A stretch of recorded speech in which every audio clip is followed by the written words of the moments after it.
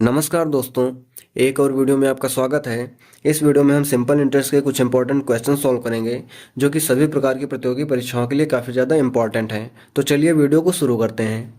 पहला क्वेश्चन लिखा हुआ है, एक निश्चित धनराशि पर 5% प्रतिवर्ष की दर से साधारण ब्याज 9 साल के लिए 1260 रुपये है। 5 वर्ष बाद उसी राशि पर किस दर से समान ब्याज प्राप्त हो सकता है। तो दोनों केस में जो दिया हुआ है कि ब्याज समान है, साधारण ब्याज अगर समान है तो हम मान लेते हैं कि पहले केस में अगर SI1 है और दूसरे केस में SI2 है तो क्वेश्चन के हिसाब से ये दोनों बराबर हैं। अब हमारे पास सिंपल इंटरेस्ट का फार्मूला क्या होता है, PRT/100। अब दोनों सेम ही राशि पर हैं तो यहाँ पर P की वैल्यू दोनों में बराबर हो जाएगी। तो अगर हम यहाँ पर लिखेंगे तो यहाँ पर P हो जाएगा। पहले केस में हमारे पास रेट दिया हुआ है 5% और टाइम कितना दिया हुआ है 5 वर्ष। सॉरी, पहले केस में टाइम दिया हुआ है 9 साल। इसको हम डिवाइड कर देंगे 100 से। और दूसरे में अगर हम देखते हैं तो राशि सेम वही हो जाएगी। यहाँ पर क्या है कि हमें जो दर है वो बतानी है तो यहाँ पर हम R लिख देंगे और टाइम हमें दिया हुआ है 5 साल के लिए और डिवाइड कर देंगे इसको हम 100 से। 100 यहाँ पर कैंसिल हो जाएगा, P से P कैंसिल हो जाएगा, 5 से 5 कैंसिल हो जाएगा। तो हमारे पास जो रेट की वैल्यू कितनी आ जाएगी, 9%। ये हमारे क्वेश्चन का आंसर हो जाएगा। दूसरा क्वेश्चन लिखा हुआ है, एक निश्चित राशि 6 वर्षों में स्वयं की दोगुनी हो जाती है। वही राशि उसी ब्याज दर पर कितने समय में स्वयं की 5 गुनी हो जाएगी। तो इसके लिए हमारे पास डायरेक्ट फार्मूला होता है कि जब भी n गुने की बात किया जाए तो फार्मूला होता है N1-1/T1 इक्वल टू N2-1/T2। यहाँ पर N1 N2 क्या है, जो कितना गुना दिया हुआ है वो है, और T1 T2 क्या है, समय है। तो यहाँ पर अगर हम पहले केस की बात करते हैं तो पहले दिया हुआ है कि 6 वर्षों में 2 गुनी हो जाती है। तो यहाँ पर N1 की जगह पर हम 2 लेंगे तो 2-1 और T1 की जगह पर हम 6 लेंगे इक्वल टू।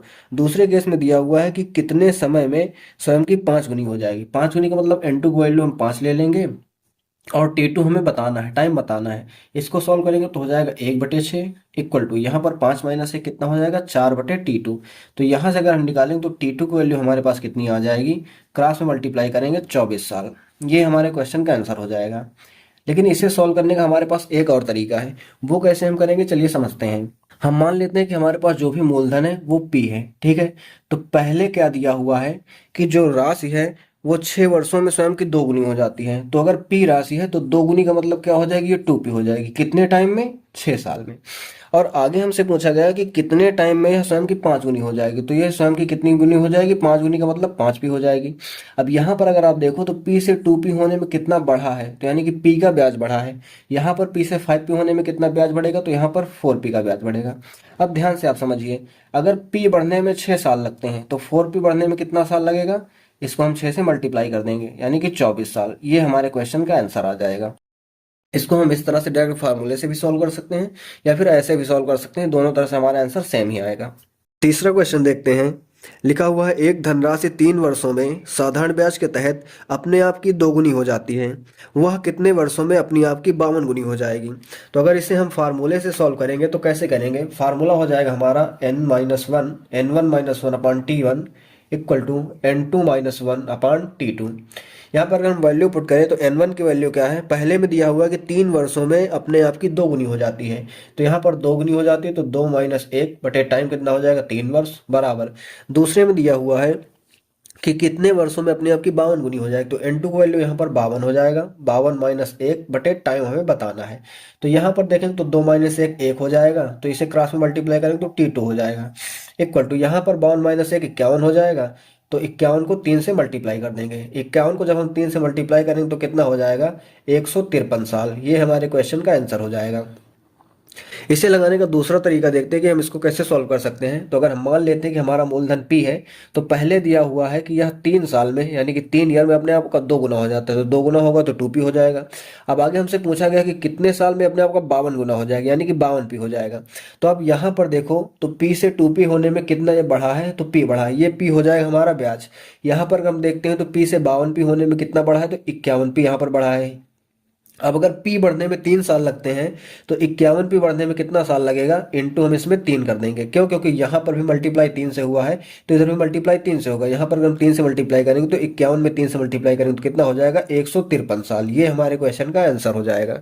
चौथा क्वेश्चन लिखा हुआ है, राधा ने साधारण ब्याज पर एक निश्चित राशि निवेश की जो 3 वर्षों में 16,200 रुपये तथा 4 वर्षों में 17,400 रुपये हो जाएगी। उसके द्वारा निवेश की गई राशि ज्ञात कीजिए। तो पहले तो दिया हुआ है कि 3 वर्षों में 16,200 हो जाती है। तो अगर हम मान लेते हैं कि हमारा मूलधन P है, क्योंकि हमें मूलधन ही बताना है, तो पहले दिया हुआ है कि ये चीज जो है ये क्या है कि 3 वर्षों में यानी कि 3 साल में, 3 साल में हो जाती है 16,200 रुपये।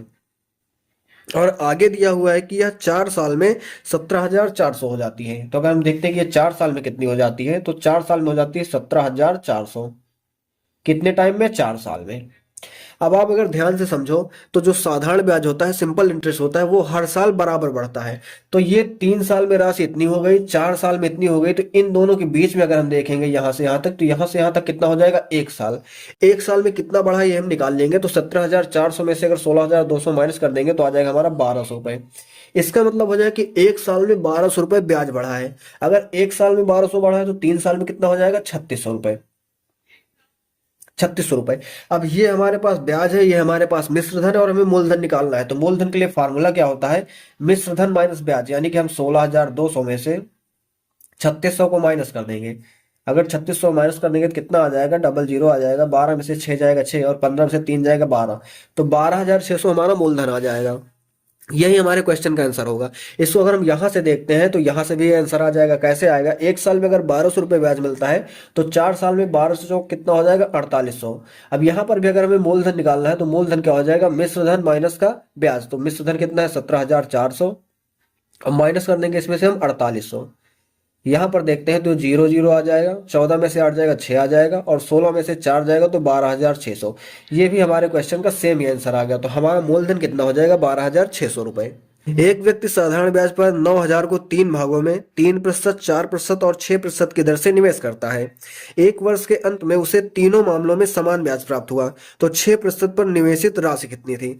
अब देखो दिया हुआ है कि तीनों केस में जो उसका सिंपल इंटरेस्ट है वो बराबर है। तो हम मान लेते हैं पहले केस में अगर सिंपल इंटरेस्ट 1 है, दूसरे केस में ये 2 है, और तीसरे केस में ये 3 है। तो यहाँ पर सिंपल इंटरेस्ट का हमारे पास फार्मूला क्या होता है, एसआई का होता है PRT/100।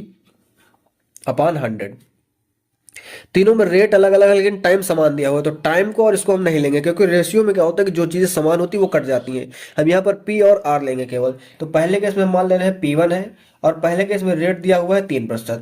दूसरे केस में P2 है और रेट दिया हुआ है यहाँ पर 4%। और तीसरे केस में हम मान लेते हैं कि P3 मूलधन हो जाएगा और रेट दिया हुआ है 6%। अब यहाँ पर अगर हम P1 ratio P2 ratio P3 निकालें तो ये कैसे निकलेगा, आप समझिएगा। P1 ratio P2 ratio P3। तो अगर हमें P1 निकालना है तो हम P1 के साथ लगे हुए नंबर को छोड़ देंगे और बाकी दो को मल्टीप्लाई कर देंगे। तो 6 और 4 को मल्टीप्लाई करेंगे तो 24 आ जाएगा। अब P2 को वैल्यू निकालनी है तो P2 को छोड़ देंगे और जो बाकी के दो नंबर है 6 और 3 इनको मल्टीप्लाई कर देंगे तो 18 आ जाएगा। P3 निकालना है तो 6 को छोड़ देंगे और इन दोनों को मल्टीप्लाई कर देंगे तो 4 3 हो जाएगा 12।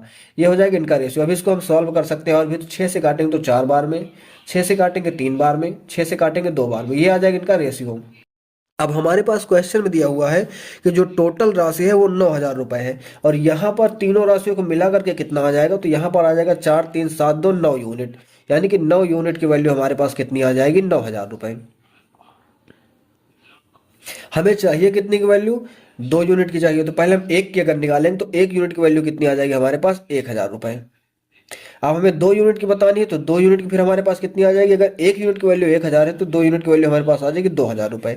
यही हमारे क्वेश्चन का आंसर हो जाएगा, क्योंकि हमसे यही पूछा गया है कि जो 6% वाली राशि है, 6% वाली राशि कितनी है। तो हमारे पास वो 2 यूनिट है, और 2 यूनिट की वैल्यू कितनी है, 3,000 रुपए। अगर आपको वीडियो अच्छा लगा हो तो वीडियो को लाइक करके चैनल को सब्सक्राइब कीजिए। धन्यवाद।